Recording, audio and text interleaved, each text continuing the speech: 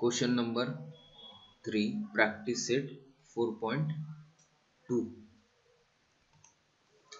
Compare the following pairs of ratio. जे ratio आहेत त्यांना कंपेअर करायचे.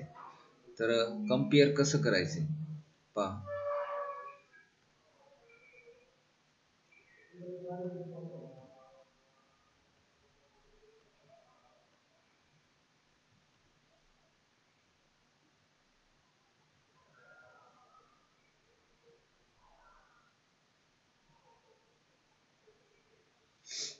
तर हा जो पहिला रेशो आहे √5/3, 3/√7. तर या दोन रेशो पैकी कोणता रेशो मोठा आहे आणि कोणता रेशो छोटा आहे.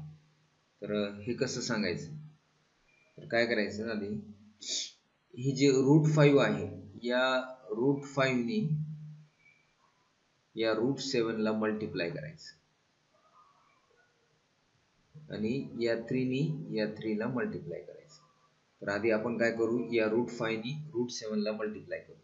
तर काय येते बघा, √5 इंटू √7 ह्या दोन्हीचं जर मल्टिप्लिकेशन केलं तर हे काय येणार, √5 चा 35 √35 आणि आता 3 इंटू 3 करायचं.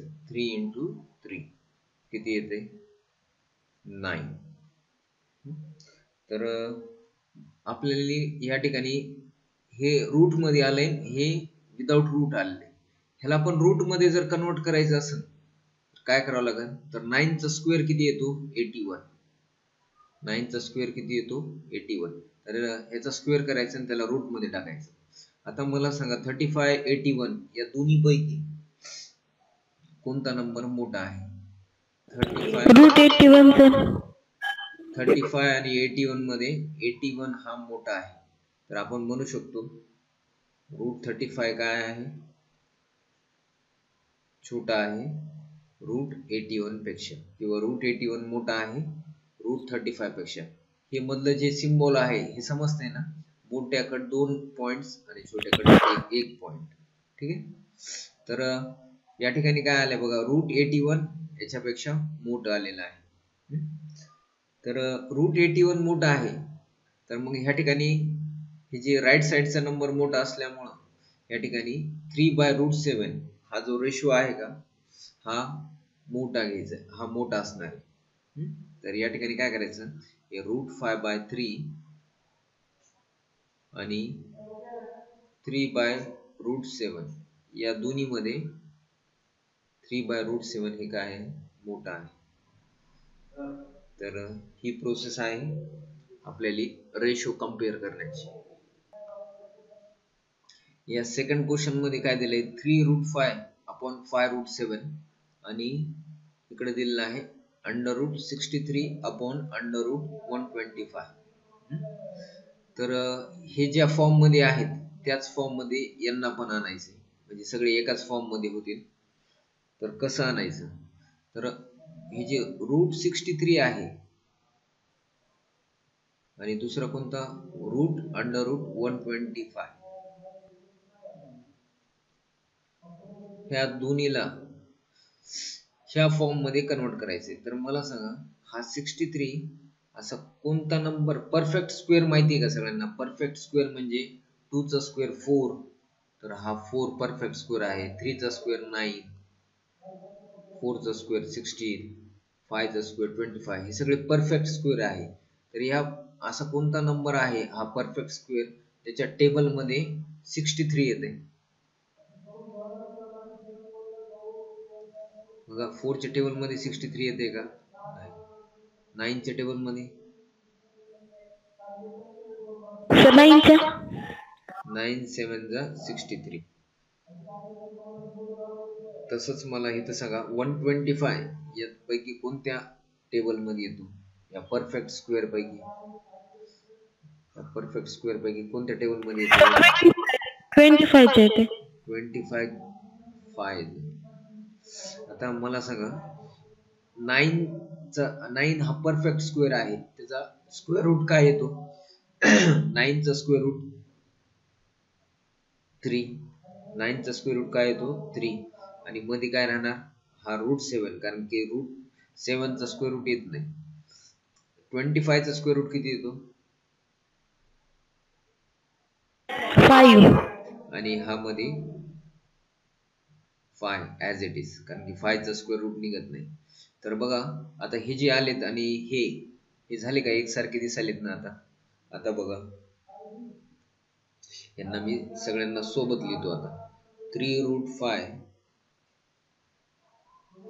अपॉन 5 रूट 7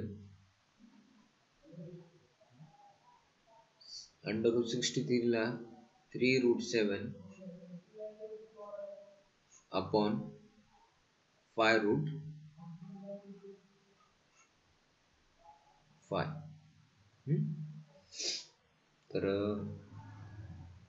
बघा अंडर रूट 63 ला हे कन्वर्ट याच्यामध्ये कन्वर्ट झाले 3 रूट 7 आणि अंडर रूट 125 यामध्ये कन्वर्ट झाले. ठीक आहे. तर आता आपल्याला आता हे दोन रेशो मध्ये कम्पेअर करायचे कोणता मोठा आहे कोणता छोटा आहे. तर बघा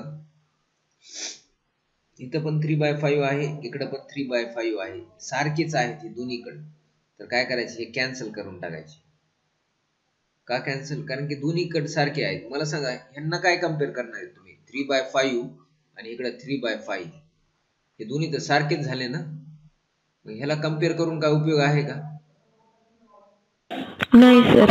मग काय करायचं हे कॅन्सल करायचे हे कम्पेअरच करता येत नाहीत.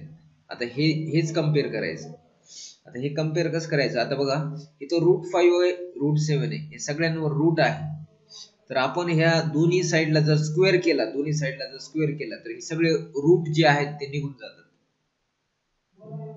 हे सगळे रूट काय जातात निघून जातात. तर काय करायचं हे सगळ्यांचे स्क्वेअर करायचे. स्क्वेअर केले की रूट निघून जातो म्हणजे हे 5/7 आणि इकडे काय येणार 7/5. हे कशाने आलं स्क्वेअरिंग.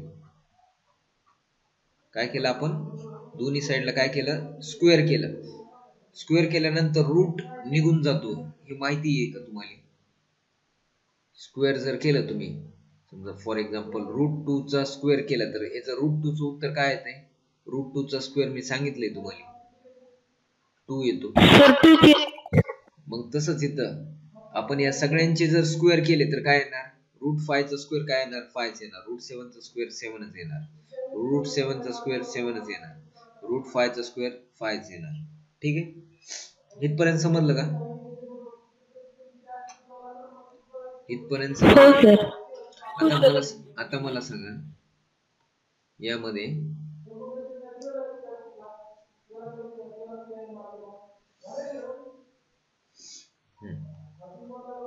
आता मला सांगा या दोन नंबर पैकी कोणता नंबर मोठा आहे आणि कोणता नंबर छोटा आहे. आता या ठिकाणी बघा सगळ्यात आधी हे काय आहे 5/7 आहे आणि हे आहे 7/5. तर या ठिकाणी जर तुम्ही 5 ला जर 7 ने डिवाइड केलं तर किती येईल उत्तर 45. नाही डिवाइड करायचं 5 ला 7 ने डिवाइड करायचं.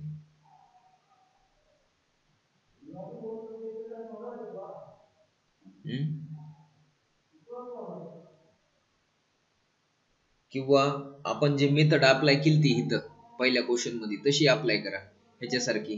काय करू आपण 5 into 5 काय येते 5 into 5 25 आणि हे काय येते 7 into 7 49.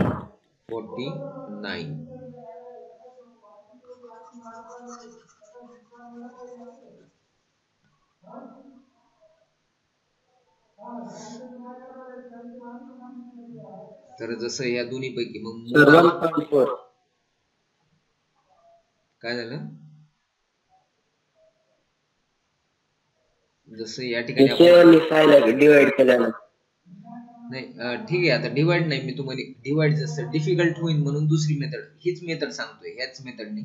आता मला सांगा आपण काय केलं 5 5 जा किती 5 5 जा 25 आणि 7 7 जा 49. या दोन्ही पैकी कोणता नंबर मोठा आहे? 49. 49.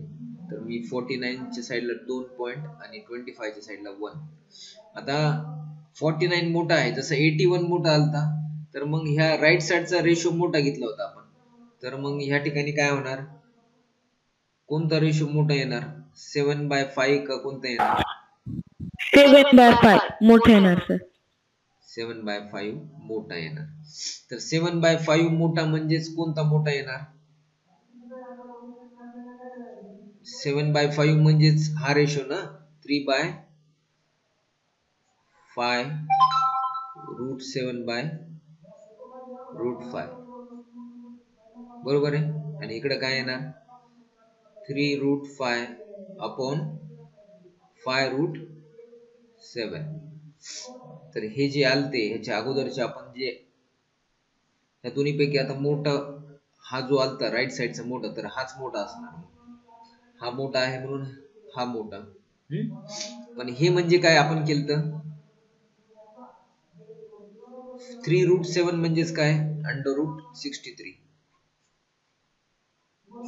5√5 म्हणजेच काय? √125. आणि इकडे ऍज इट इज जसं तसं ठेवायचं. तर मग ही साइड मोठी आहे. तर या दोन रेशो मध्ये समजलं तुम्हाला कोणता मोठा आहे आणि कोणता छोटा आहे? हो सर. थर्ड क्वेश्चन मध्ये कम्पेअर करायचं कोणता रेशो मोठा आहे. तर इथं डायरेक्ट आपण काय करूया, या 5 नी 121 ला मल्टिप्लाय करू. 5 इंटू 121. तर हे जर मल्टिप्लाय केलं तर हे येते 605. आणि 18 इंटू 17 करायचं. 18 इंटू 17. तर हे जर मल्टिप्लाय केलं तर हे येते 306. तर या 605 मध्ये 605 आणि 306 या दोन्हीचं जर कम्पेअर केलं तर हा नंबर काय आहे?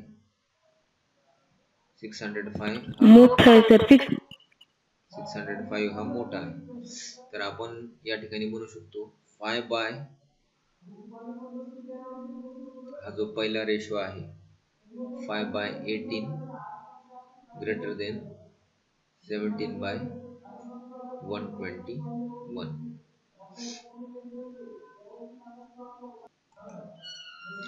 तर क्वेश्चन नंबर 4 मध्ये बघा, √80 अपॉन √48 आणि √45 अपॉन √27 हे कम्पेअर करायचे. तर काय करूया, ह्यांना आधी हे जे आहेत नंबर ह्यांना सिंपल करूया. सिंपल कसं करायचं, तर √80 त्यानंतर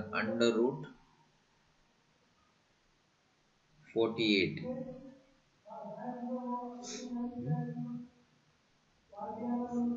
हा रेशो आणि त्यानंतर √45 आणि √27 हा रेशो. तर यांना सिंपल कसं कन्वर्ट करायचं सिंपल फॉर्म मध्ये, तर 80 ला आपण कसं लिहू शकतो? 80 असं कोणता परफेक्ट स्क्वेअर सांगा मला, त्या टेबल मध्ये हा नंबर येतो 80. परफेक्ट स्क्वेअर कोणते असतात माहितीत ना तुम्हाला? परफेक्ट स्क्वेअर म्हणजे 2 चा स्क्वेअर 4, 3 चा स्क्वेअर 9, 4 चा स्क्वेअर 16, 5 चा स्क्वेअर 25, 6 चा स्क्वेअर 36. तर कोणता नंबर आहे त्या नंबरच्या या परफेक्ट स्क्वेअर पैकी त्या नंबरच्या टेबल मध्ये हा 80 येतो? 80 कोणत्या टेबल मध्ये येतो? 4 च्या पण येतो. अजून कोणत्या नंबरच्या येतो? 9 च्या नाही येत. 16 च्या टेबल मध्ये 80 येतो का?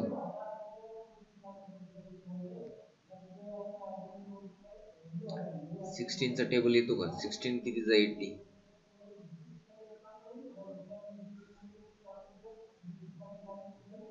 येतो का 16 चा टेबल? 16 फायचा. तर शक्यतो काय करायचं, मोठा नंबर बघायचा, छोटा नाही. जर छोटा घेतलं तर मग कॅल्क्युलेशन वाढतात. शक्यतो मोठा नंबर बघायचा, त्याच्या टेबल मध्ये हा नंबर आला पाहिजे. आता 48 कोणत्या टेबल मध्ये येतो? 4 च्या येतो का? येतो. पण 4 पेक्षा मोठा नंबर बघायचा. 9 मध्ये येतो का 48? 9 च्या टेबल मध्ये 48 नाही येत. 16 च्या 16 कितीचा? 3 चा. ठीक आहे. 3 चा. आता 16 चा स्क्वेअर रूट काय येतो? 16 चा स्क्वेअर रूट 4 अंडर रूट 5. आणि इथं पण 16 चा स्क्वेअर रूट काय येतो? 4 अंडर रूट 4 अंडर रूट मध्ये 3. 3. तसंच आता खालच्या साईडला सांगा मला इथं 45 कोणत्या टेबल मध्ये येतो? 4 च्या नाही येत. 9 च्या हो सर येतो. 9 5 चा 45.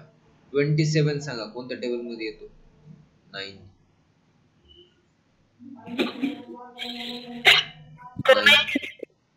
9 3 चा. 9 चा स्क्वेअर रूट काय येतो? 3 रूट 5 जसं तसं. 9 चा स्क्वेअर रूट काय येतो? 3 आणि हा 3 जशाल तसं. बरोबर आहे. आता इथं काय होतं बघा, इथं 4 हो आहे, सर. इथं पण 4 आहे, वरची खालची कॅन्सल झाली. इथं पण 3 आहे, इथं पण 3 आहे, हे पण कॅन्सल झालं.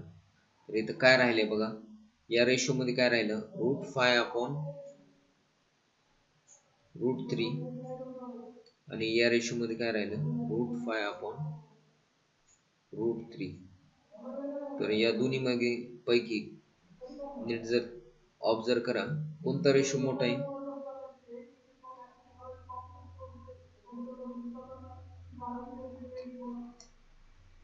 कोणता रेशो मोठा आहे?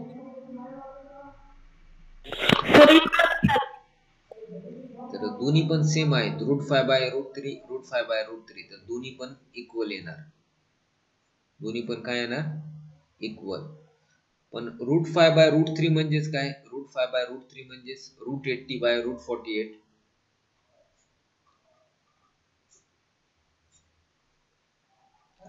आणि रूट 5 बाय रूट 3 म्हणजेच काय? Root 45 upon 27. हे दोन्ही रेशो काय असणार? एकमेकांना इक्वल. क्वेश्चन नंबर 4 समजलं का? बघा क्वेश्चन नंबर 5 लास्ट क्वेश्चन याच्यामधला. तर क्वेश्चन नंबर 5 मध्ये काय दिले? 9.2 अपॉन 5.1 आणि 3.4 अपॉन 7.1. आता यांचा रेशो कम्पेअर करायचा आपल्याला. कसा कम्पेअर करणार?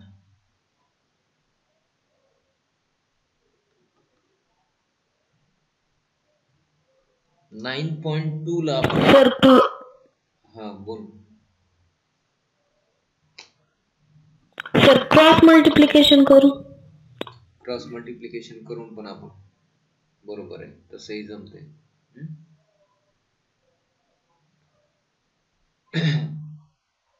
तर क्रॉस मल्टिप्लाय करा, तेही करून जमते. 9.2 इंटू 7.1 जरी केलं. जर तुम्हाला हे पॉइंट काढायचे असतील तर तुम्ही असंही लिहू शकता बघा. 9.2 ला तुम्ही असे लिहू शकता 92 अपॉन 51 आणि ह्याला 34 अपॉन 71. कारण की पॉइंट नंतर एक डिजिट आहे, इथं पण पॉइंट नंतर एक डिजिट आहे, इथंही पॉइंट नंतर एक डिजिट, पॉइंट नंतर एक डिजिट. तर आपण त्याला असं लिहू शकतो. मग एक तर तुम्ही काय करा, या ठिकाणी क्रॉस मल्टिप्लाय करा. तर काय येईल? 92 इंटू 71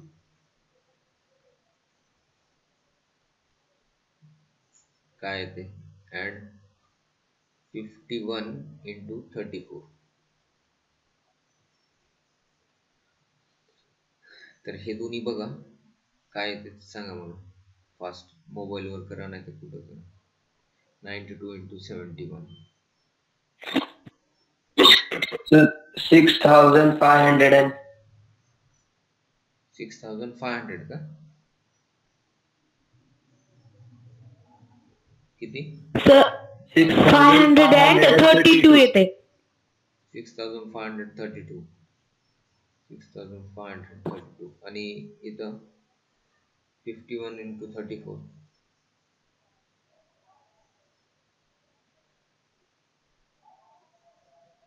51 multiplied by 34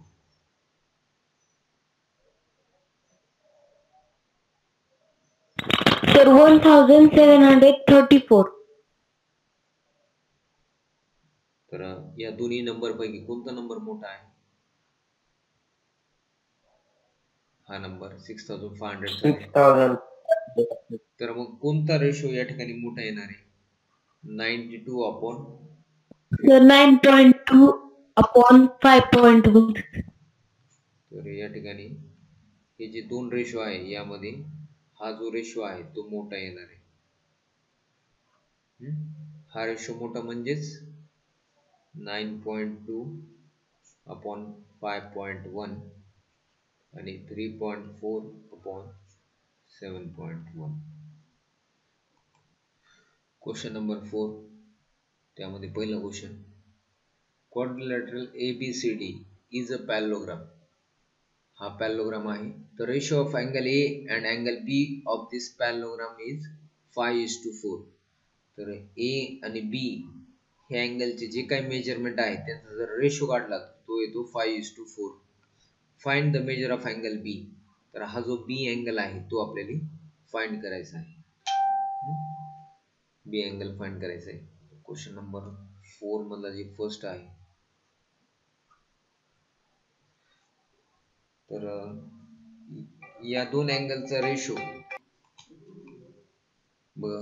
या क्वेश्चन मध्ये अँगल ए आणि अँगल बी चा हे जे दोन अँगल आहेत त्यांचा रेशो दिलाय 5:4. तर आधी आपण हे पहिले वाक्य लिहून घेऊ. द रेशो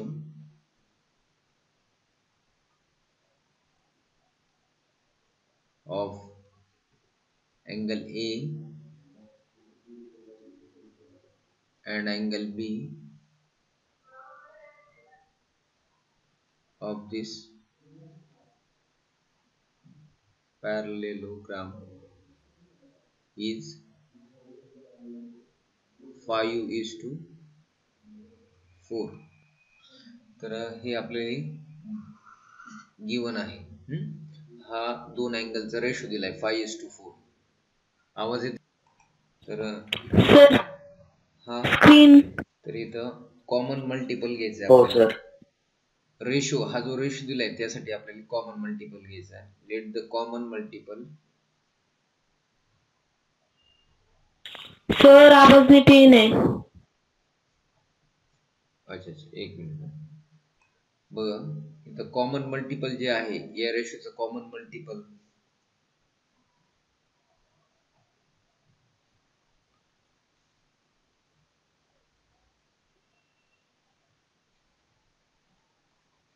तर x हा कॉमन मल्टिपल घ्यायचा आहे या रेशोचा. हे जे दोन अँगल दिलेत त्यांच्या अँगलचा रेशो 5:4 दिलाय. तर हा जो रेशो आहे याचा कॉमन मल्टिपल घ्यायचा. सर आवाज नीट येईना, कटायला. बघा मी काय केलंय, हे जे अँगलचा रेशो दिलाय 5:4. आता या ठिकाणी त्यांचं एक ह्या रेशोचं कॉमन मल्टिपल घेतलंय x. तर कॉमन मल्टिपल घेतल्यानंतर आपल्याला माहिती हे जे अँगलचा रेशो आहे तर त्या रेशोला जर आपण या x ने मल्टिप्लाय केला तर आपल्याला अँगल ए आणि अँगल बी ची व्हॅल्यू मिळते. तर या ठिकाणी अँगल ए जे आहे अँगल ए ह्याची व्हॅल्यू किती येणार मग 5 into x. बरोबर आहे 5x डिग्री. आणि अँगल बी ची व्हॅल्यू किती येणार 4 into x. 4x degree. 4x degree. आणि तुम्हाला माहिती ए आणि बी या ठिकाणी पॅरलोग्राम मध्ये ह्या दोन हे जे वरचे दोन साइड आहेत ह्या एकमेकांना पॅरल असतात. पॅरलोग्राम मध्ये अपोजिट साइड्स एकमेकांना पॅरलल असतात. तर हे या लाईनला पॅरलल आहे आणि हा ट्रान्सव्हर्सल आहे. तर ह्या दोन लाईन एकमेकांना पॅरलल आणि हा ट्रान्सव्हर्सल घेतला तर या ठिकाणी हे जे दोन अँगल आहेत ए आणि बी हे कोणते अँगल आहेत, कोणते अँगल फॉर्म होतात?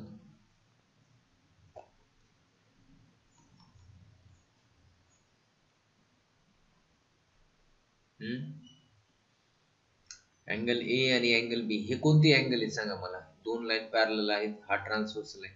तर हे जे मधले दोन अँगल त्यांना काय म्हणतो आपण? Sir interior angle. Interior angles. आणि इंटेरियर अँगलची बेरीज किती असते? इंटेरियर अँगलची बेरीज असते 180 डिग्री. 180. हा, व्हेरी गुड. तर angle A plus angle B is equal to 180 degree. तर अँगल ए आहे 5x, अँगल बी आहे 4x is equal to 180 degree. 5x plus 4x 9x degree is equal to 180 degree. x ची value find करायची. तर इथं काय येणार? x is equal to 180 upon 9. 9 1 जा 9 2 जा हे 0. 20. x is equal to 20 degree. तर x ची व्हॅल्यू 20 डिग्री आली आणि आपल्याला क्वेश्चन मध्ये काय विचारले? Find the measure of angle B. Angle B चं मेजरमेंट काय घेतले आपण? 4x degree.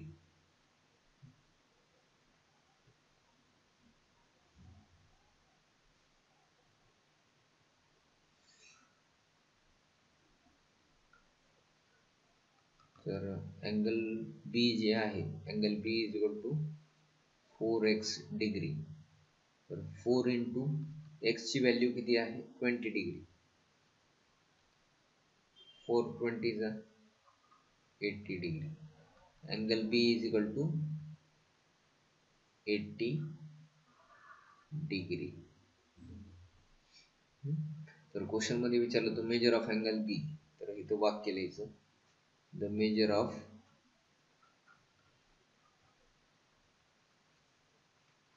Angle B is 80 degree. तर क्वेश्चन नंबर 4 मध्ये हा जो सेकंड क्वेश्चन आहे तो क्वेश्चन सिमिलर आहे, सारखा आहे प्रॅक्टिस सेट 4.1 मधल्या क्वेश्चन नंबर 8. तर त्या क्वेश्चनची जी मेथड आपण यूज केली त्या क्वेश्चन मध्ये तीच मेथड या ठिकाणी अप्लाय करा.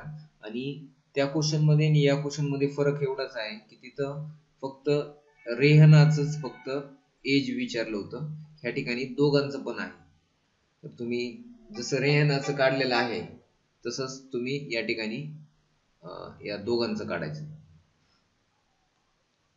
The ratio of length and breadth of a rectangle is 3:1. तर लेंथ आणि ब्रेडथ रेक्टँगल ची जी असतात ही असते लेंथ, ही असते सर आवाज नीट येणे. ब्रेडथ. रेशो दिलाय आपल्याला लेंथ आणि ब्रेडथचा ऑफ अ रेक्टँगल इज 3:1. तर लेंथ आणि ब्रेडथ या दोन्हीचा रेशो काय दिलेला आहे आपल्याला? लेंथ आणि ब्रेडथचा रेशो 3:1 दिलेला आहे. and its perimeter is 36 centimetre. Perimeter म्हणजे काय? या रेक्टँगलच्या सर क्लिअर येणे आवाज. तर पेरिमीटर जे आहे या रेक्टँगलचं पेरिमीटर म्हणजे काय? सर्व साइडची बेरीज, या चारही साइडची बेरीज किती आहे? 36 सेंटीमीटर दिलेली. Find the length and the breadth of the rectangle. तर या रेक्टँगलची लेंथ आणि ब्रेडथ काय आहे हे आपल्याला या क्वेश्चन मध्ये सांगायचं. तर सगळ्यात आधी आपल्याला ही जी लेंथ आणि ब्रेडथ दिलेली आहे त्यांचा रेशो दिलाय. जसं मागच्या क्वेश्चन मध्ये आपण पाहिलं दोन अँगलचा रेशो दिलता, मग आपण एक कॉमन मल्टिपल घेतला x, मग आपण त्या x ने मल्टिप्लाय केलं आणि लेंथ आणि ब्रेडथची व्हॅल्यू x च्या टर्म मध्ये आपण फाइंड केली. तर तीच प्रोसेस आपण इथं अप्लाय करणार आहे. तर आता मला सांगा या ठिकाणी आपल्याला जे लेंथ आणि ब्रेडथचा रेशो दिलाय तो आहे 3:1. ठीक आहे. तर ह्या ठिकाणी रेशो ऑफ पहिलं वाक्य काय लिहायचं, the ratio of length and breadth of a rectangle is 3:1. तर लेंथ आणि ब्रेडचा रेशो दिलाय 3:1. मग इथं दुसरं वाक्य काय लिहिणार, let the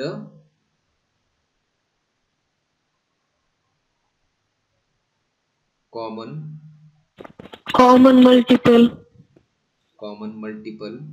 bx common multiple of the ratio, म्हणजे दिलेल्या रेशोचा, let the common multiple of the ratio B x.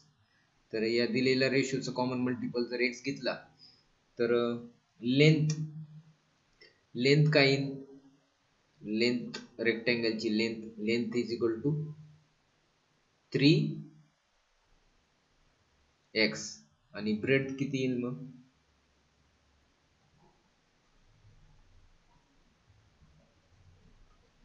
Bread 1 into x 1x. तर 1x लिहायची गरज नाही, x लिहिलं तरी चालते. समजलं? ठीक आहे. लेंथ आणि ब्रेड समजलं का, लेंथ आणि ब्रेड हे कशी आली, 3x आणि x. हो सर. आता मी तुम्हाला काल एक फॉर्म्युला सांगितला होता. कोणता फॉर्म्युला सांगितला होता, पेरिमीटर ऑफ रेक्टँगलचा फॉर्म्युला सांगितलं होतं. तर सांगा मला तो फॉर्म्युला, पेरिमीटर ऑफ रेक्टँगल. बघा, अभ्यास करत नाहीत तुम्ही, मी जे शिकवलंय ते तुम्ही बघत नाही. Sir 2 into length plus breadth. 2 into length plus breadth. ठीक आहे. आता पेरिमीटर ऑफ रेक्टँगल ची व्हॅल्यू क्वेश्चन मध्ये दिली का आपल्याला, पेरिमीटर ऑफ रेक्टँगल किती दिलेलं आहे क्वेश्चन मध्ये, दिलंय का नाही, 36 सेंटीमीटर. 36. मग पेरिमीटर ऑफ रेक्टँगल ची व्हॅल्यू आहे 36 is equal to 2 into length किती आहे, लेंथ 3x आणि ब्रेड किती आहे x. तर 36 इज इक्वल टू ट्वाइस, तर इथं काय येणार, 3x प्लस x किती येते 4x. बरोबर आहे. तर हे 36 इज इक्वल टू 2 4 जा 2 into 4 8 आणि हे x. तर 36 डिवायडेड बाय हा 8 खाली येणार इज इक्वल टू x. तर 36 ला 8 ने डिवाइड होऊ शकत नाही. हे दोन्ही नंबर कशाने डिवाइड होतात, 4 ने होतात. बरोबर आहे. 4 2 जा 8, 4 9 जा 36. x ची व्हॅल्यू किती आली, 9/2. x ची व्हॅल्यू किती आली, 9/2. आता क्वेश्चन मध्ये आपल्याला फाइंड करायचं आहे लेंथ आणि ब्रेडथ. तर लेंथ किती आली आपली 3x, length is equal to 3x. तर x ची व्हॅल्यू आपण फाइंड केली, x ची व्हॅल्यू काय आहे 9/2. तर हे किती येते, 3 9 जा 27/2. 27 ला जर 2 ने डिवाइड केलं तर किती येते 13.5. तसंच आता ब्रेडथ पण फाइंड करायची. तर ब्रेडथ फाइंड करण्यासाठी सेम प्रोसेस. ब्रेडची व्हॅल्यू किती आहे, breadth is equal to x. x म्हणजे किती 9/2. 9/2 म्हणजे काय, 9 चा हाफ, तर किती येते 4.5. बरोबर आहे. तर लेंथ आली 3.5 आणि ब्रेडथ आली 4.5 सेंटीमीटर. तर इथं वाक्य लिहायचं, द लेंथ